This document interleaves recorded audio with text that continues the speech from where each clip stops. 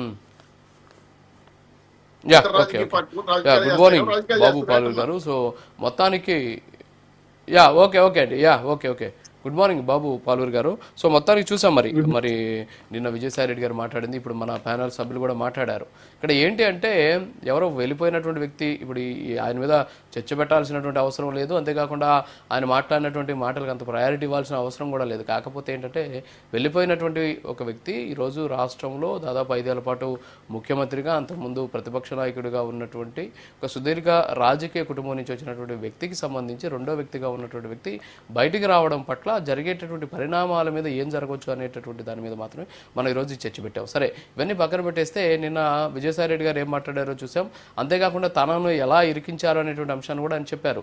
KV రావుకి సంబంధించి ఆయనకి ఉన్నటువంటి కొంతమంది కామన్ ఫ్రెండ్స్ తోటి ఆయన అడిగిస్తే ఒక అధికారి ఒత్తిడి మేరకే కేసు పెట్టించారు. సో అధికారి ఒత్తిడి తీసుకొచ్చి నా మీద కేసు పెట్టించారని చెప్పేసి విజయసాయి రెడ్డి స్పష్టంగా చెప్పారు. మరి ఎవరో అధికారి, మరి కూటమి ప్రభుత్వంలో ఉన్నటువంటి అధికారా, లేకపోతే అంతకుముందు వైసీపీలో పనిచేసినటువంటి కీలక అధికారా ఎవరు అనేది మాత్రం ఆయన స్పష్టంగా చెప్పలేదు. కొన్నిటికైతే ఊరికే ఏదో ఒక ఊహాగానాలు అలా అలా చల్లేసి వెళ్ళిపోయారు అనమాట. అంటే మీరు ఏరుకోండి, నేను ప్రశ్నలు వేసేస్తాను అన్నట్టు కూడా వెళ్ళిపోయినటువంటి పరిస్థితి. సో అటెన్షన్ కూడా గ్రాప్ చేసేటటువంటి ప్రయత్నం కూడా చేశారు. ఇప్పుడు గతంలో మనం చూసాం, రాజకీయాలు వదిలేసినటువంటి రఘువీరారెడ్డి గారు లాంటి వాళ్ళు ఊళ్ళో కూర్చొని వ్యవసాయం చేసుకుంటున్నారు. వాళ్ళు ఏ రోజు కూడా బయటకు వచ్చి రాజకీయాలు మాట్లాడినటువంటి పరిస్థితి లేదు. కానీ అదే వ్యవసాయం చేసుకుంటానని చెప్పినటువంటి విజయసాయి రెడ్డి ఈరోజు బయటకు వచ్చి జగన్మోహన్ రెడ్డి చుట్టూ ఉన్నటువంటి కోటరీ, వైసీపీలో జరుగుతున్నటువంటి పరిణామాలు, తన కేసు, అంతేకాకుండా జగన్మోహన్ రెడ్డి మీద ఉన్నటువంటి కేసుల్లో తన ఏటుగా ఉన్నటువంటి అంశాలు, సో ఇవన్నీ కూడా చెప్పాల్సినటువంటి అవసరం లేదు. కానీ చెప్పాడంటే ఆయనలో ఇంకా కూడా రాజకీయ ఆశ చనిపోలేదేమో అనేటటువంటి పరిస్థితి కూడా వ్యక్తమవుతుంది. సో ఏమంటారు బాబు గారు?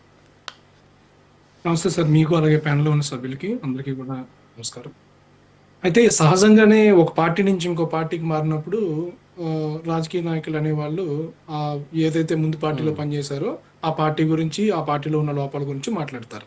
కానీ ఇక్కడ విభిన్నమైన విచిత్రం ఏంటంటే, ఈయన పూర్తిగా రాజకీయాల నుంచి తొలగిపోతున్నాను, నాకు రాజకీయాలు అంటే విరక్తి వచ్చేసింది అని చెప్తూ ఆయన ఆయన ఆయన రాజకీయాల నుంచి ఆయన రిటైర్మెంట్ ప్రకటించారు. ప్రకటించిన తర్వాత కూడా ఇలాంటి స్టేట్మెంట్స్ ఇస్తున్నారంటే దీన్ని 2 కోణాల్లో చూడాలండి. వైసీపీ ప్రభుత్వంలో ఉన్నప్పుడు వైసీపీ ప్రభుత్వం ఎప్పుడు ఎలాంటి ఆటంకంలో ఉన్నా, ఎలాంటి ఆపదలో ఉన్నా, ప్రజా వ్యతిరేకతలో ఉన్నా ఇమీడియట్ గా విజయసాయి రెడ్డి అనే ఒక ఐటమ్ వచ్చి మొత్తం టాపిక్ ని డైవర్ట్ చేసేవారు. మీరు ఒకసారి గత 5 years వీళ్ళ తాలూకా రూలింగ్ లో విజయసాయి రెడ్డి గారి తాలూకా ప్రయాణం చూడండి. ఎప్పుడు అవసరమైనా కూడా ఈయన వచ్చి డైవర్ట్ చేసేవాడు. ఇప్పుడు కూడా సేమ్ అలాగే జగన్మోహన్ రెడ్డి గారి మీద, అలాగే ఈ ప్రభుత్వం మీద వచ్చిన ఈ కాకినాడ పోర్ట్ విషయంలో వచ్చిన కేసుల గురించి కానీ, లేదంటే జగన్మోహన్ రెడ్డి గారి మీద ప్రజలకి అలాగే కేడర్కి వస్తున్న వ్యతిరేకత కానీ, వీటన్నిటిని డైవర్ట్ చేయడానికి ఈయన్ని పావులా వాడుకుంటున్నారా? రాజకీయాల నుంచి కోసేపు పక్కన పెట్టి ఇలా వాడుకుంటున్నారా? లేదు అంటే ఇప్పుడు మామూలు నాయకులు మాట్లాడడం వేరు, కానీ సొంత కుటుంబ సభ్యులు లేకపోతే గత 40 సంవత్సరాలుగా ఆయనతో పాటు ట్రావెల్ చేసిన వ్యక్తులు ఇలా మాట్లాడుతున్నారంటే దీన్ని మనం కొంచెం సీరియస్ గా ఆలోచించాల్సిన విషయం.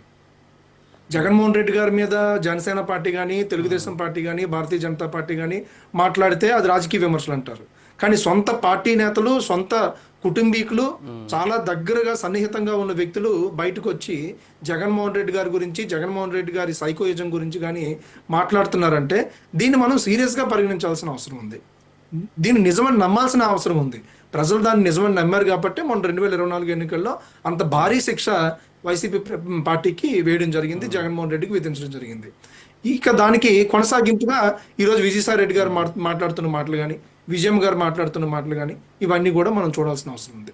మీరు చెప్పినట్టుగా రఘువీరారెడ్డి గారు, అలాగే మన దగ్గుపాటి వెంకటేశ్వర గారు, వీళ్ళందరూ కూడా రాజకీయాల నుంచి రిటైర్మెంట్ ప్రకటించి వాళ్ళ పనులు వాళ్ళ పిల్లలతో వాళ్ళు ఆడుకోవడమో లేకపోతే వ్యవసాయం చేసుకోవడం ఏదో చేసుకుంటున్నారు.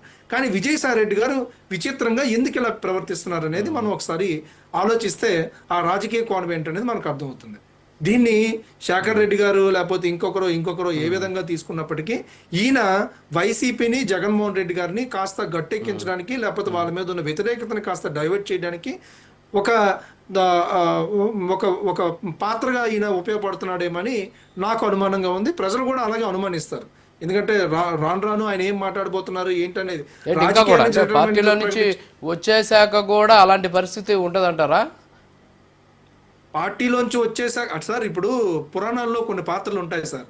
ఆ పాత్ర చాలా విచిత్రంగా ఉంటుంది, చాలా ఆ, ఆ, అంటే కాన్స్పిరసీ ఎక్కువ ఉంటుంది. వాళ్ళు ఆ పాత్ర ఎందుకు అలా బృహత్కర పాత్ర అభినయిస్తారు, లాగా. ఎందుకు అలా మాట్లాడతారు, ఎవరి పక్కన ఎందుకు చేరుతారు అనేది మనకు తెలియదు. కానీ ఆ తర్వాత వాళ్ళ మెయిన్ ఇంటెన్షన్ ఏంటనేది తర్వాత అర్థం అవుతుంది. ఓకే ఈయన జగన్మోహన్ రెడ్డిని వదిలేసి అంత ఈజీగా బయటకు ఓకే వచ్చేసి వైసీపీ పార్టీని వదిలేసి ఆ ఫ్యామిలీని వదిలేసి ఈయన బయటకు వస్తాడంటే మాకైతే అంత నమ్మకం లేదు. ఒకవేళ నిజంగా వచ్చాడంటే గనక అప్రూవర్ గా మారితే గనక ఓకే జగన్మోహన్ రెడ్డి చేసిన పాపాలన్నింటినీ చెప్పమనండి ప్రెస్ మీట్ లో. అవి ఎందుకు మాట్లాడడం లేదు? జగన్మోహన్ రెడ్డి గారు మీరు నష్టపోతున్నారు, మీరు మోసపోతున్నారు, మిమ్మల్ని మోసం చేస్తున్నారు అంటే క్వార్టరీ వల్లే జగన్మోహన్ రెడ్డి నష్టపోతున్నాడు, క్వార్టరీ వల్లే పార్టీ నష్టపోతుంది, జగన్మోహన్ రెడ్డి వ్యక్తిగతంగా చాలా మంచివాడు అనేవి చెప్పడానికి ప్రయత్నిస్తున్నాడు ఈయన. చెప్పమనండి, జగన్మోహన్ రెడ్డి చేసిన పాపాల చిట్టాన్ని మొత్తం బయట పెట్టమనండి. అప్పుడు ప్రజలు నమ్ముతారు, అప్పుడు విశ్వసిస్తారు. అప్పుడు ఈయన రాజకీయాల నుంచి పూర్తిగా బయటకు వచ్చేసాడు, ఈయన రాష్ట్రం కోసం ఆలోచిస్తున్నాడు, ఆయన చేసిన అందులో ఈయన పాపాలు కూడా కానీ భాగస్వామి ఆయన కదా. భాగస్వామ్యం అయ్యాడు కాబట్టి దానికి ప్రాయశ్చిత్తంగా ఈ రోజు ఆ చేసిన పాపాలన్నింటినీ బయట పెడుతున్నాడు అని చెప్పి జనం నమ్మడానికి ఆస్కారం ఉంటుంది. విజయసాయి రెడ్డి గారిని ముందు ఆ పని చేయమని చెప్పాలి. ఓకే ఓకే శేఖర్ రెడ్డి గారు ఓకే ఓకే శేఖర్ రెడ్డి గారు రియాక్ట్ అవ్వండి. ఏంటి మరి మీరు వదిలిన బాణమేనట మరి విజయసాయి రెడ్డి గారు అనుమానాలు వ్యక్తం అవుతున్నాయి. మరి ఏంటి కొంపతీసి గతంలో షర్మిల గారు విజయసాయి రెడ్డి గారిని కూడా బాణం వదిలేరా? ఈ బాణం చూడండి మరి. ఆంజనేయ రెడ్డి అన్న ఎదుటి వారి మాటలను ఎంత బాగా చక్కగా వక్రీకరిస్తారనడానికి ఒక చిన్న నిదర్శనం ఇది. నేను చెప్పింది జగన్మోహన్ రెడ్డి గారి మీద ఉన్న కేసులు 12,000 కోట్ల రూపాయలు మాత్రమే ఆరోపణలు ఉన్నాయి అని చెప్తే, అవినీతి చేశాడు అని చెప్పి శేఖర్ రెడ్డి ఒప్పుకున్నాడు అని చెప్పేసి అద్భుతంగా చిత్రీకరిస్తా ఉన్నాడు అన్న. చాలా తప్పు అన్న, చాలా చాలా చాలా తప్పు. ఎందుకంటే మనం మాట్లాడేటప్పుడు ముందు మనం మాట్లాడిన మాట ప్రేక్షకులు వినుంటారన్న, దాన్ని మనం ఇలా వక్రీకరిస్తే బాగోదని చెప్పేసి మీలాంటి పెద్దలకు నేను చెప్పాల్సిన పని లేదనుకుంటా. ఇంకొక మాట అన్న అని మాట్లాడుతూ ఇంకో విషయం, విజయసాయి రెడ్డి గారి అంశంలో